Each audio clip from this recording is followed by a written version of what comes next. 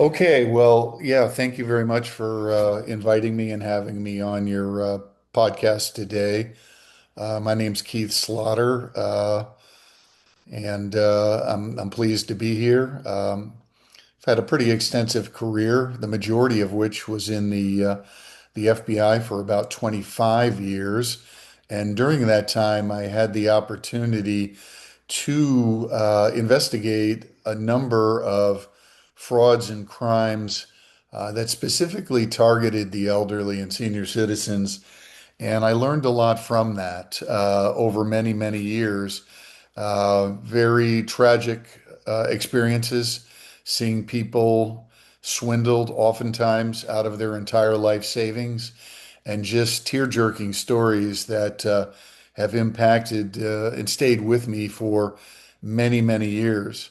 Um, when I was young and went to college, I really had uh, no idea or interest in joining the FBI, to tell you the truth. I went to school to become an accountant, so I thought, and did eventually become a CPA. But when I got to college, I knew nothing about the FBI, and if I'm being honest, I barely knew what the initials stood for, let alone what the organization did. Um, but my college roommate, it was really all he ever wanted to do. He went to some sort of campus fair when he was in high school and was hooked. And anyone who met him would know within 5 minutes what he intended to do for a living. So I was excited for him and happy for him that he wanted to do this thing. And then we both graduated, went our separate ways. He was also went into accounting. Me because I thought it's what I wanted to do for a living. He did it because he wanted to join the FBI and it was a good way to do it, a good way to get your foot in the door. And sure enough, at almost the minimal age, he got in. He went through the academy. I visited him there. And after that whole experience, I still was not, I thought it was very cool and interesting, but I was still not wowed enough to make a career change. And then when I was about 26 years old, about 4 years out of school working for a CPA firm, I finally sat myself down and I said, Keith, do you really want to do this for the rest of your life? Do you really want to do accounting work? And the answer, if I was being honest, was no. But this was the path I had chosen. So if I was going to do something radically different, now was probably the time. So I picked up the phone one day and I said, "Hey, man, tell me about this FBI thing." And he did. And one thing led to another, and I was very fortunate to get in myself and follow in his footsteps. And I've been become a firm believer that the people who you meet in life, in one way or another, often not only do they become friends, and he's still my best friend in many ways, but they influence your life, sometimes forever. And had I not met him in college, there's no way I would have ever pursued this career. It absolutely was not going to happen. So I owe him a lot for that. He reminds me regularly that I owe him a lot for the experience. But then we reunited after I was in the FBI. He was in Salt Lake City and I was in Miami. And that's when we both were working on a national anti-telemarketing fraud Mm. investigation that brought the two of us and several others together, where we worked in an undercover capacity, infiltrating boiler rooms around the country in hotspots like Miami and Fort Lauderdale, Salt Lake City, San Diego, Houston, and many others, where the problem was prevalent. And we had a lot of success with an operation called Disconnect that involved a takedown of over 1,000 criminals Mm. in 1993. And that was followed up with another case that was even larger in magnitude, codenamed Senior Sentinel, where we went about things a little bit differently. But the good news there was we took a lot of criminals who were harming a lot of people with their tactics in telemarketing fraud. But along that way, along that 2.5 year undercover journey, I also got to know firsthand many victims and hear their stories about what they had gone through and how it had impacted them. Sometimes so detrimentally that they would never be able to enjoy the type of retirement that many of us do. Mm. Mm. That's how badly they had been afflicted by this, I'll call it a disease, this horrible thing that was going on for many years. And telemarketing still exists, but not in the way that it did then. And I think today fraudsters have, built on that and they have found new ways to scam people out of their hard-earned money, particularly the elderly. And that is still a segment of our society that unfortunately criminals, fraudsters find very vulnerable and very attractive.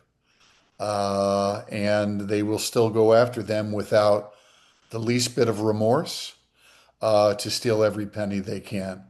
And unfortunately, that's the world we live in. So the more we can do, I think, to educate everyone, but our senior citizens in particular, the better off we will all be as a society. Well, hello, this is Don, And this is Gina with Focused Healthy Family. and this is podcast number 228. And today we're talking with Keith Slaughter. And Keith is a retired special agent with the FBI and a vice president of JetBlue. Plus, he has also, before that, before JetBlue, he served as a head staff security for Bridgewater Associates, the world's largest hedge fund, and the vice president of Strauss Friedberg's Business Intelligence and Investigation Division in Washington, D.C. But prior to that, he served as a FBI agent for 25 years, serving in Buffalo and Miami, and as a supervisor in a financial institution of fraud and computer crimes unit at FBI headquarters. 2006 CPA magazine, Mr. Slaughter was named as one of the world's 100 most influential CPAs. In 2010, he received the U.S.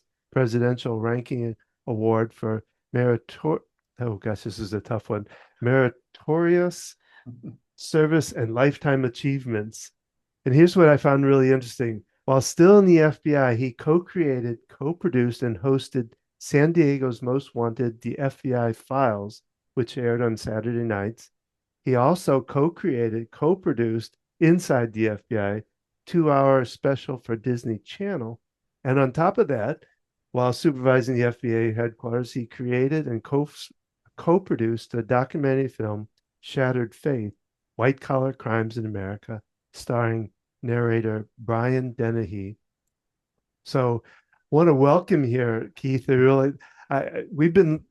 and I have been talking about, wanting to get this out because, like you said, I think it's a really important part of what's going on for seniors nowadays. And of course, I'm getting in that place myself of senior, and I don't want that happen to me. I've had it. I've Well, had a couple of you have it. I've You've had been a couple targeted. instances with it, And so, anyway, thank you for being here, Keith. I really enjoy this.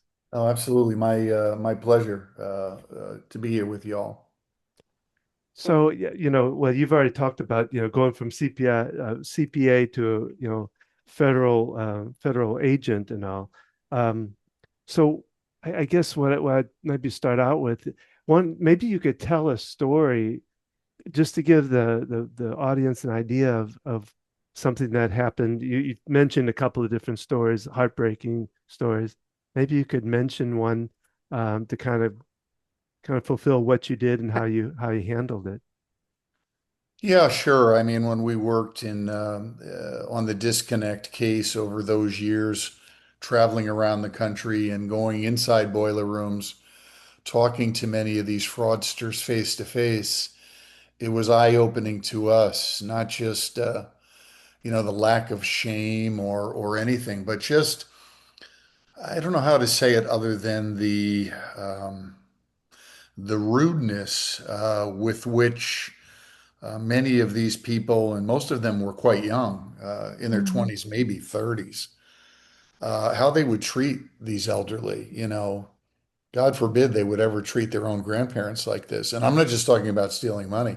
I'm talking about the way they would berate them over the phone and scream at them to grab their checkbook and write the check, or Well, something bad was going to happen to them. And witnessing those sorts of things firsthand was was certainly disturbing.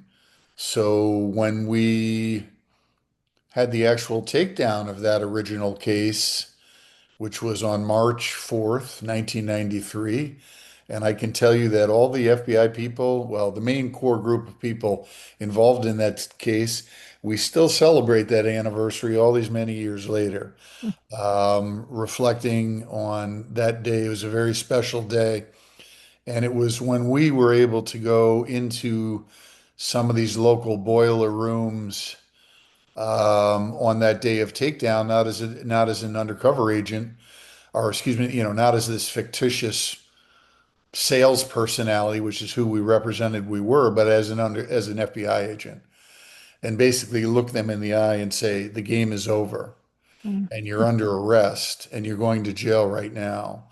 And to see the looks on and to slam their phones down and unplug everything in the moment, to see the looks on their faces and the shame then, and that very quick understanding of what they were going to be facing was incredibly satisfying, I have to say.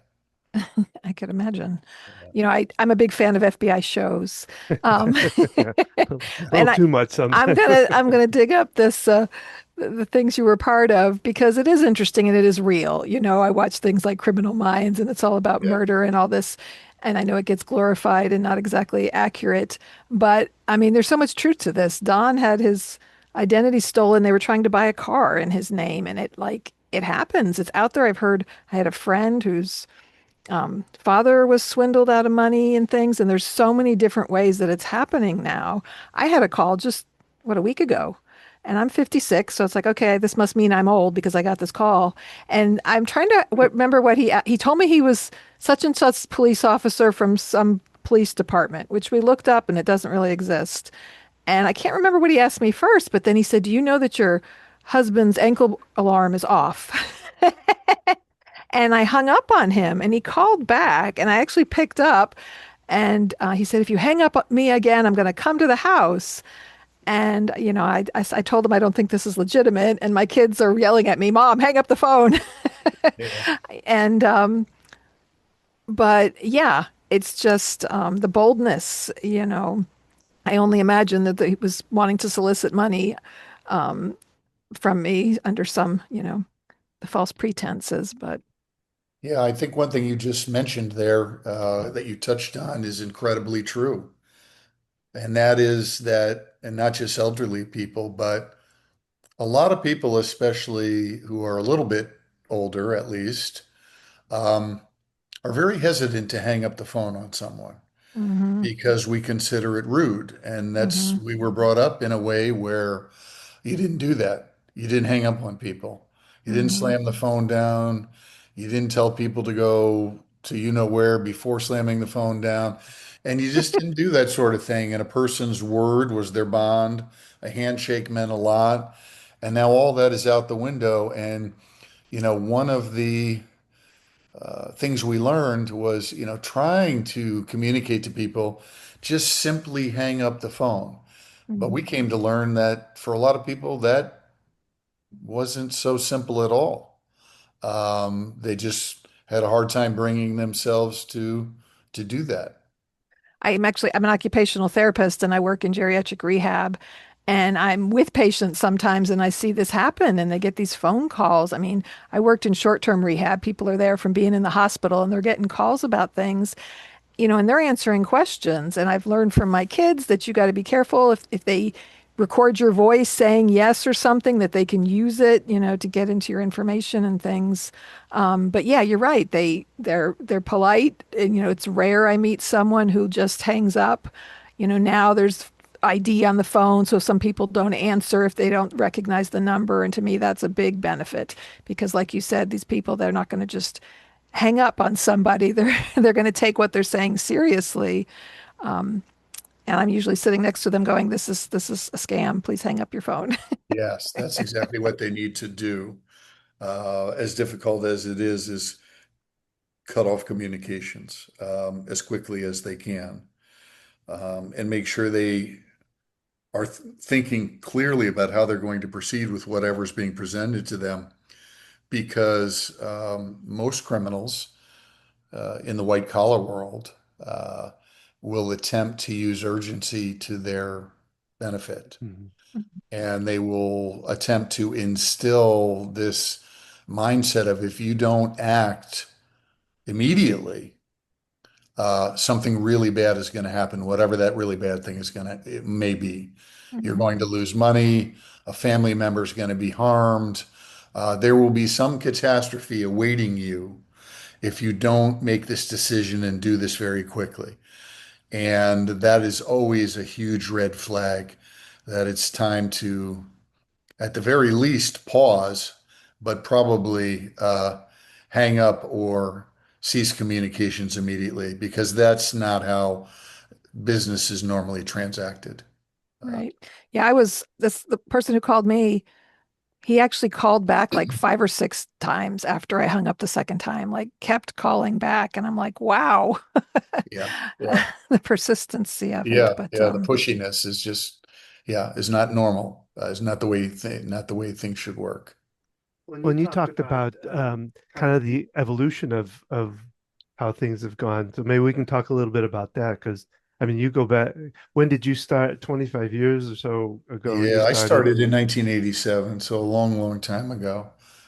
And the disconnect telemarketing case was from around 90 to 90, early 93. So mhm, I had about, I don't know, 6 or 7 years under my belt during that particular time. But in some ways, things have changed a lot. And in other ways, not so much. I was looking at some statistics recently. Sometimes when I present, I will ask the audience, I'll put up a slide where I will ask them these questions of who I will ask them, who are these people? Who are these people in the United States? Of those still attending high school or college, about a third have stolen from their parents or relatives during the previous year. wow. A quarter have stolen from a friend during the past year. Almost half have stolen, shoplifted during the past year. And then I will go on to say that they also represent 100% of every individual in every new FBI agent class. And the answer to the question of who are these people is they're 42% of the US population, and they're mostly Gen Xers and Gen Zers who are in today's labor force. Now, I don't say this to pick on Generation X or Generation Z. They're really no more, culpable than anyone else in any other generation, but it really does speak to the dynamic. And when I compared those statistics of what fraud looks like today to what it looked like just before Enron collapsed, because a lot of people consider the 2001 Enron collapse kind of the beginning of really bad fraud in a lot of ways. I don't know whether or not that's a good barometer, but it's a common one. And the types of fraud and the statistics back then, all these many years ago, were very comparable to what I just read, from both a personal and a corporate standpoint. Just a lack of ethics that the average person, I think, finds a bit shocking. When I first said the very first stat, I saw your facial expression, and you were surprised by that. And I think Mhm. most people are. They look around and they're like, "Really? There's this many people that behave this way?" And unfortunately, there are. And it's an ethical dilemma that this country has faced for a long time now. Well, I would imagine too. You didn't have as much probably when you were in it, but the right now we've got AI and internet Yeah, yeah, that are playing a lot even heavier role into this, I would imagine. Is that true? absolutely is true. And AI in particular, things in that world are moving at breakneck speed. Hmm. Uh, if we were having this conversation even just 3 years ago, even 2 years ago, If we were having this conversation in May of 2024 instead of 26, um, we'd probably be discussing this a bit differently. That's how rapidly the world of AI is advancing. And the scary thing about it too is that it is a highly complex world that honestly very few people, including myself, really understand. Mm-hmm. Hmm. Everyone knows it's about computers and their ability to kind of function independently away from humans and perhaps learn as they go. But beyond that, there's so many pieces and so many dynamics that the average person just has no idea. So as a country, as a world, we've put a lot of faith into a very small population of individuals who are revolutionizing artificial intelligence and in many ways kind of hoping for the best that it's going to go uh, in a productive way for humankind. But to your point about, yeah, fraud particularly, yes, AI is a tool that has been developed and used to the detriment of many people, both personally and at the corporate level. And the ability of everyday available tools that are out there today, like Chat GPT, for instance. And this is not a slam against Chat GPT at all. It's that is an AI communication tool that Hmm. many individuals and um, companies use very effectively today. But the point here is that AI applications like that have an incredible ability to uh, sound like us, Hmm. both Mm-hmm. verbally and in writing. And Hmm. I saw that firsthand in my time at JetBlue. I'll tell a real quick story. When it Mm-hmm. was my aha moment was about a year ago when I was at JetBlue. Every year we would produce a series of three different anti-fraud awareness videos for all of our employees throughout the company. And I would be in those videos. I would be like the host and go through it. And they'd only be about 4 or 5 minutes in length, and but they were very popular. And we would do that on different topics every year. And as part of the production process, I worked with a production team there, videographers and such. And I'd give them the general information and they would write a script for me. We would tweak it, work on it, and then we would record and I would go through the script. And that's how it worked. And the very last one I did, we were rushed for time and the script was not forthcoming. And I kept asking the producer, when am I going to get the script? I'm not, I want to see what I'm going to say before. And he's like, I know, I'm working on it. Well, we get in the day of filming, we get in the room. Finally, he puts down a script in front of me. He's like, I'm sorry this was so late. And normally, when the scripts came in, I would have numerous changes. And this particular script came in, and I read through it quickly, and I said, "This is really good. This is really, you guys did really good." For the first time I actually have no changes, no edits for you. And he confided in me, and he said, "I have to be honest." He said, "We took all your previous videos and fed them into an AI program, and AI created this. We had nothing to do with it."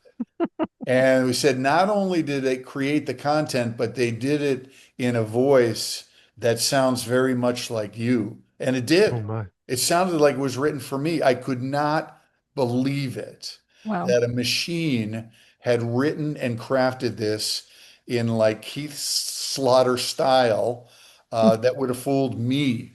If someone 5 years down the road would have come to me, or even a year or two down the road would have come to me and said, "Hey, Keith, look at this script. This is something you said on a program. This is something you came up with on a program." I would have said, oh, yeah, I vaguely remember that." And then they would have told me, "No, you never said that. AI created that." I wouldn't have even known. I wouldn't have even remembered that. But Mm-hmm. that's just one, example of how powerful the tool can be. And Hmm. it's not hard to imagine ways that fraudsters will use that sort of capability to trick individuals out of their money. Hmm. When if they think they're hearing a recognizable voice that Hmm. really isn't, it's computer generated, Hmm. or they think they're receiving a document of some sort that they recognize from someone who they're close with, when in fact it has nothing to do with them, and that is very scary. It is. I mean, this even without the AI, the stuff that's going on the internet between Facebook scams and, you know, there's so much already, and it does, thinking about that, just, you know, only Yeah, I can't even imagine, what they're going yeah, to do with that. yeah, Have yeah. you seen the movie Thelma? I have not. It's you might want to think about it. It goes a little off track of what is, but it's about a senior person who and the AI uses her daughter's voice Yeah, and comes across and says, you've got to send I can't remember what send yeah, me Then money. ten thousand yeah, dollars by yeah. tomorrow or I'm gonna be and of course now she takes it and she goes after the scammers, which she finds out is in the same city, Yeah, which she is a takes little it, off yeah, base, she but takes it in her own hands, and it's got funny adventure of a senior, getting back their money. But I'll have yeah. to check that out. But those kidnapping schemes, like what you're sounds like you're describing, have become all too common.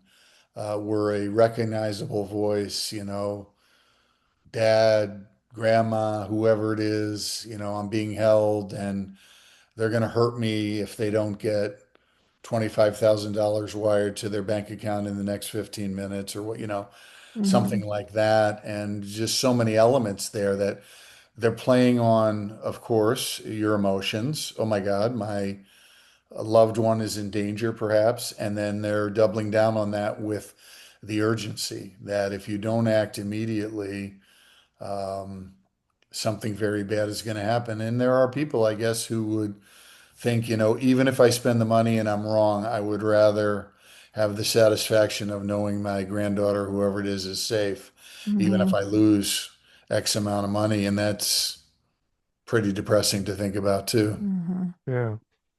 Now, we've talked a lot about telemarketing. What other types of, I don't know if you've worked with other types of scams that are out there for seniors.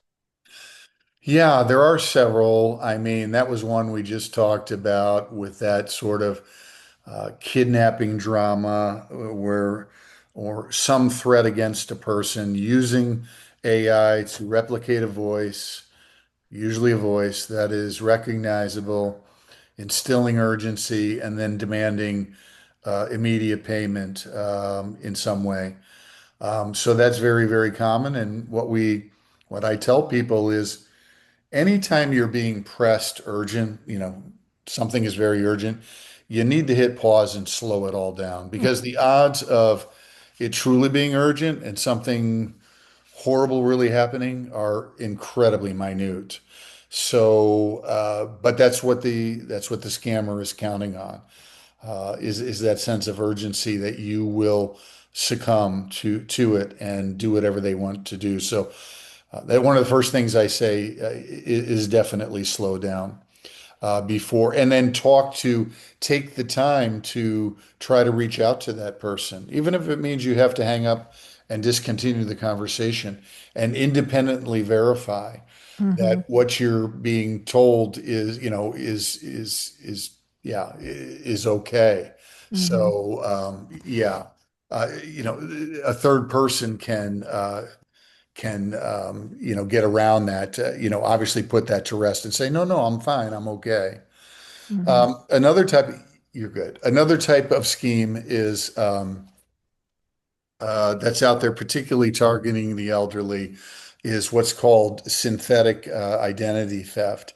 And that's where fake identities are created around a real social security number. So, and then a whole identity is created starting with that one piece of information. And I think I should probably start by saying that, anyone who believes that their social security number or other identifying information has not been compromised in some way is kidding themselves in this day and age. Now, when I say compromise, I don't mean they've been scammed and they've lost money, but I do mean that that information is no longer private. It Mhm. has been exploited and gotten into hands of people who could choose to do something if they wanted to. And it's true for all of us. I mean, we can go on and on about all the many breaches over the years where millions of records were. And we're at the point now in 2026 where I don't know if there's a human being on this planet other than a toddler who hasn't had their identity shared in some way. But in this particular instance with the synthetic identity theft, it's building an identity off of a social security number. They will often do it with a young children because a kid may have or they can assign a social security number, or if they have one assigned, they don't have any use for it until they start Mhm. working, maybe when they're in their teens. So it's just kind of sitting dormant, and that gives a scammer opportunity to use it in bad ways. And then they will slowly try to build credit around that social security number. And Mhm. these scammers are the opposite of the AI ones who create urgency. These scammers are incredibly patient. They will cultivate this for years in Mhm. order to get that social security level, the credit history, and everything to the level that they want it to be, before they actually attempt to exploit it. So that is something to look out for. I think one of the best ways to combat that for anyone of any age, but I would say particularly seniors, is absolutely free.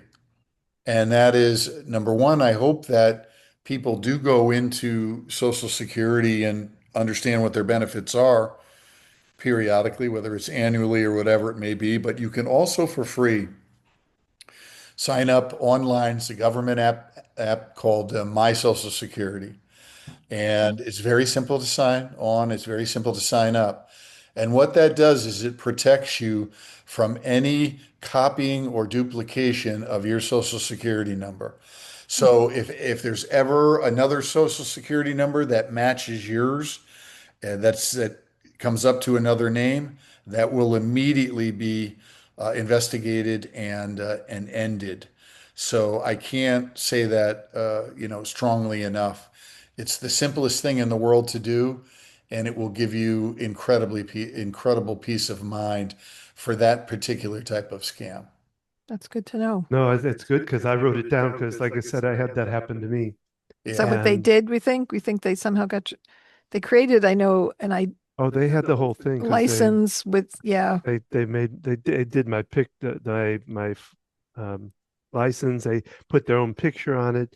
You know, luckily the car dealership that they were trying to buy it online, and the car dealership said there was something about his answers that threw me off, and that he decided to look me up on the internet and found me and called me, and that started the whole thing. But I don't think I went to that Social Security. I'm going to go to that one real yeah, quickly probably, and yeah. Do it. It's simple. It probably will take a whole 5 minutes of your day. yeah. And I think you'll sleep better at night knowing that there's some watchdog out there, uh, in this case, the Social Security Administration, who's actively trying to keep this from happening. So, yeah, Yeah, I know my mom's in her 80s and been on Medicare a while, and she talks about how they keep reissuing a new, Medicare card and a new number, and it's for this very reason. yeah, It's, when I went to college, it was 1988, but my student ID was my social security number. And there, yeah, obviously they would never do that now, but I think about it and I'm like, I didn't think at the time that that was a big deal, but things have changed a lot. yeah, yeah, absolutely. Yeah, you talk about how simple it is to go on to that website to do that. When Don had his identity stolen, you had to freeze your credit. You had to contact like the three different credit bureaus, right, Don? Yeah. It was quite a hassle that you went Yes, it through. is. Yep. Um, And calling the police was pretty They much useless. they I told you to mean, do that to file the report, but yeah. Yeah, unfortunately, they get so many of those probably every day.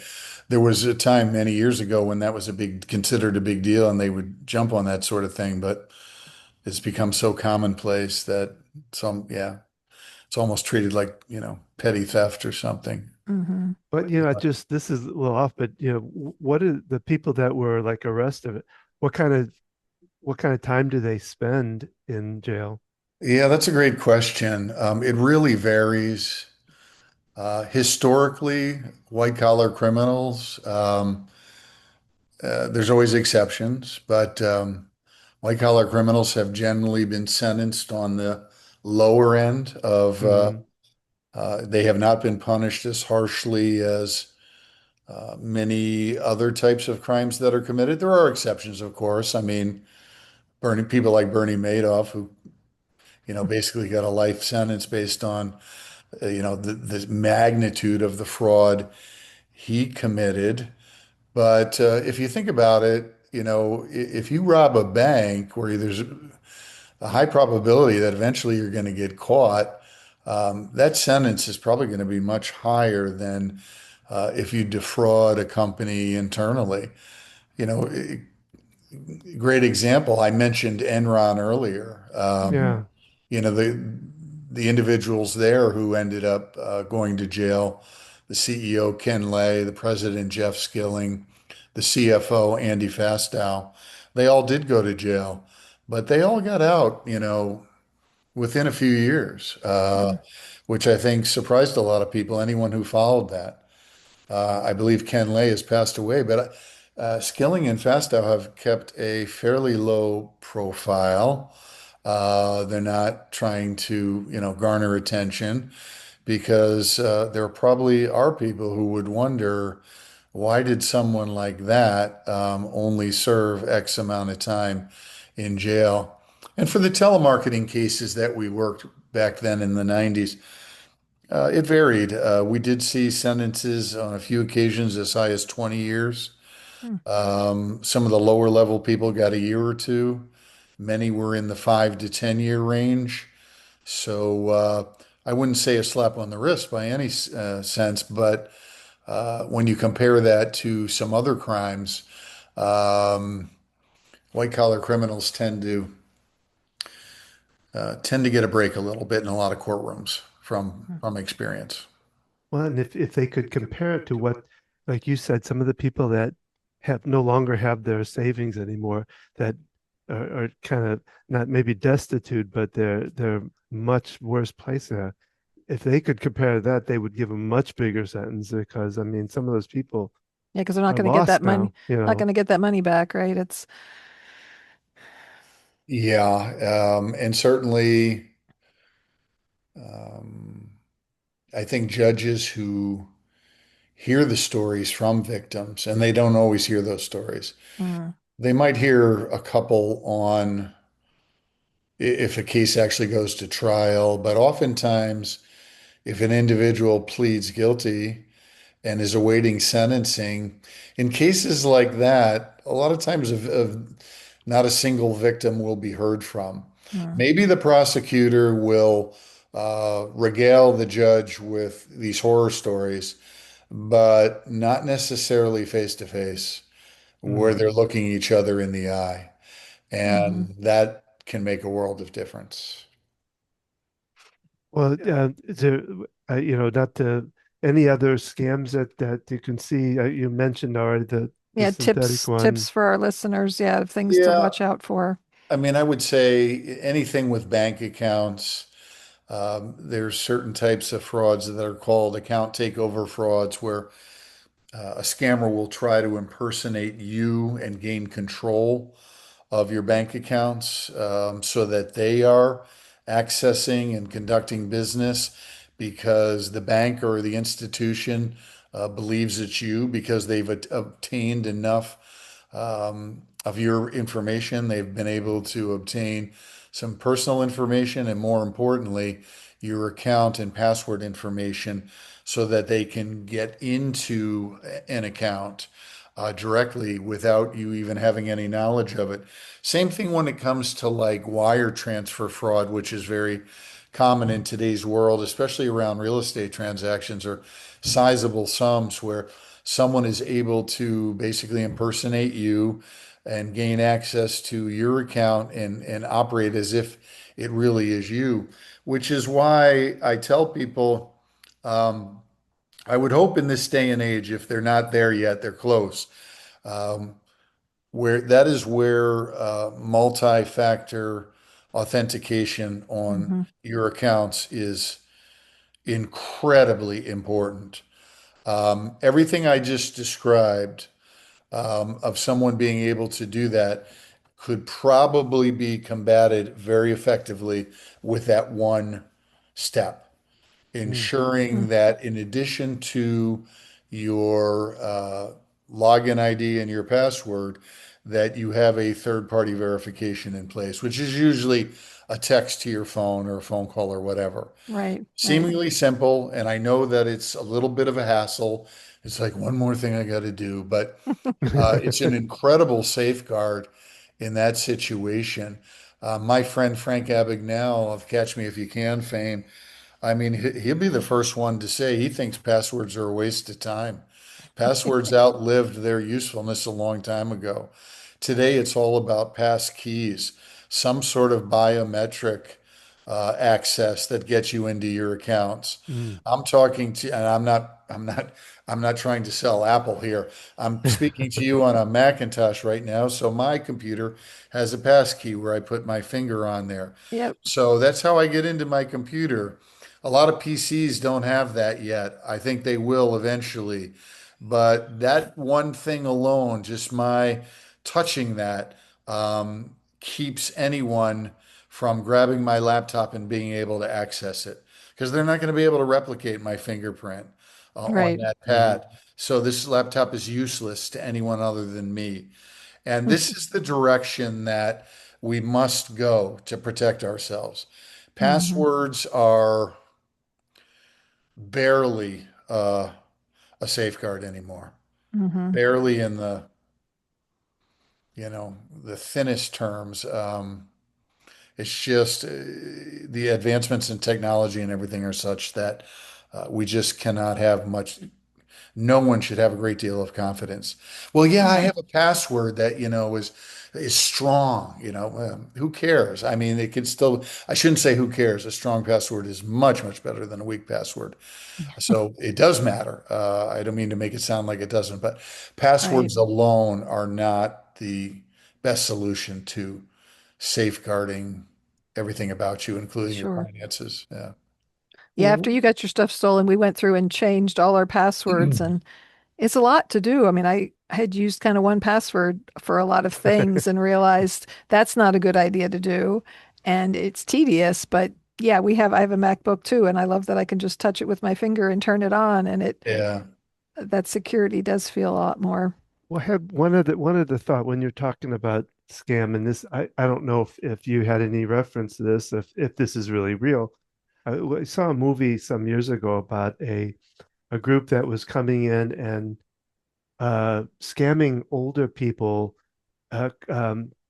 getting them to claim that they were not fit for and taking away I'm trying to remember the Power of attorney, power yeah, of determining attorney they were in, and sending them into and then selling their house and their furniture and all their stuff while they were being in a nursing center or they were wherever it deemed might be. incompetent. Yeah. Have you ever Yeah. run into is that a possibility? Is that something you've run into?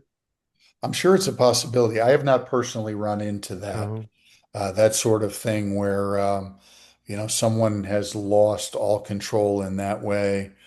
My stepmother just went into a nursing home, and I have full faith that everything will be okay for her there. But I'll have to try to hunt that down and give that a look. I haven't personally heard about that situation occurring. well, I mean, in the movie, the person that he had done that to wasn't incapacitated.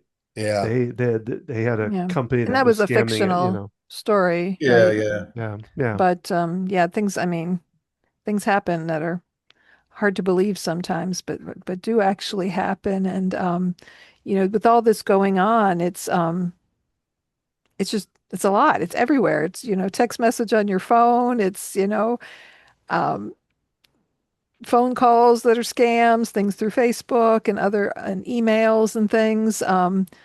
And Yeah, it's just hard to think about when will this Yeah, stop, and yeah, because there's so much of it, like these people aren't getting caught, right? I right, mean, right. because they don't have the time to invest in it, to investigate and Yeah, yeah. There are limitations there, and that's something everyone should be aware of. Different investigative agencies at different levels, federal, state, local. There are guidelines from a prosecution standpoint as far as a dollar loss thresholds that must be met for an investigation to be initiated. There are exceptions once in a while, but for the most part, those are the rules. Mhm. And it's just the way it is because fraud is so rampant in today's world that there are not enough investigators to open a case on every single complaint that comes in about Mhm. somebody who lost money. It's unfortunate, but it is the way it is. The yeah, the it's not an equal balance, unfortunately. Yeah. So, any last minute tips or thoughts for our listeners? I know we've talked about if you would repeat again the website to go to, and we'll have that up on the description as well. Yeah, start with that. Go to mysocialsecurity.com and sign yourself up for that. That way, you're going to be protected from any duplication, replication of your Social Security number. And I believe the Social Security Administration does a really good job of that, very aggressively trying to ensure that that does not happen. If any individual can convert almost all of their accounts to multi-factor authentication in a fairly reasonable time. Look, I know it's a bit of a pain. You've Mm-hmm. got to go into, but it's become much easier than it used to be. Mm-hmm. Every single account you have access to, whether it's your bank accounts, investment accounts, Medicare, other government accounts, your airline frequent flyers, your hotel point, everything, it's pretty easy to go into your account and go into your personal information. And somewhere in there, in that company's, in that website, there will be just a box to check. If you Mm-hmm. want to start enabling MFA, multi-factor authentication, and the choice as to how to do it, whether it's a text, which is what most people choose Mm-hmm. to get a text, and then you enter that number and you're good to go. I bet most people, even if you have a lot of accounts, I bet you could implement that. The typical person could implement that in a morning. If you give yourself a few hours, you could crank that out on every account you own over 2 or 3 hours, and it's going to be one of the best investments of time you ever made. It helps me appreciate it because I have found it annoying. But now hearing everything you're saying, it makes a lot of sense. And it's like, okay, yeah, I'm going to make sure there is multi-factor authentication. Yeah, because of the rampantness of this that's happening with fraud out there and Yeah. ever evolving new ways, like we talked about with AI. So it sounds like you go out and you speak now on this topic. Yeah, I do. I just started, am starting doing some speaking. So I speak both on fraud trends, some of which we've discussed here today, and then I also speak on observations on leadership, what I've observed in, effective leaders and what I call 7 key attributes to being an effective leader. Just through mine, I'm not saying I was that, but what I've been able to observe over several different careers with different entities. So that's where I focus a lot of my time now. Okay, fascinating. So where can people learn more about you or if they have further questions or want to book you to speak at something? Yeah, sure. They could go to my website, If they want to reach me personally, that's fine. It's my website is www.slaughterspeaks1word.com, or reach out to me, Keith at slaughterspeaks.com. And we'll put all those up on for the audience too, so that'll be up there too, and we'll give the full bio for you for all this stuff, all the great stuff you've been through And I'm too. going to So check out the documentary FBI information to find the real stories and not the fictional one. But thank you so much for joining us, Keith, today. This has been eye-opening, and there's so much to this discussion that I'm sure if we would have it again in another 2 years, there's going to be a whole nother layer, of everything that goes on with this type of fraud. Oh, I'm sure. And thanks for having me. It's been fun. I've enjoyed it. Thanks. So thanks for joining us. Thank you to all our listeners for listening today at Focused Healthy Family. If today's conversation has helped you, please take a moment to like, subscribe, and share the podcast with someone who might benefit from it. And in particular today, any of us can be targets to fraud. If stress, panic, or overwhelm are becoming part of your daily routine, consider exploring Don's EFT Discovery Series. EFT tapping is often described as weird, but it works. Many people start skeptical, but after a few sessions, they're saying, wow, look what EFT has done for me. For wellness tips, caregiver resources, and more episodes, visit us at focusedhealthyfamily.com or focusedhealthyfamilypodcast.com. You can connect with us on social media, Facebook at Focused Healthy Family, Instagram, Focused Healthy Family 1, and we're on YouTube where you can watch the podcasts as well as listen to them anywhere you listen to a podcast. New episodes of the Focused Healthy Family podcast are released every Thursday. Don is available to speak to your organizations, caregiver groups, healthcare teams, and community groups about practical ways to reduce stress and build resilience in caregiving communities. For more information about booking Don to speak at your location, please reach out to schedule a presentation or a workshop.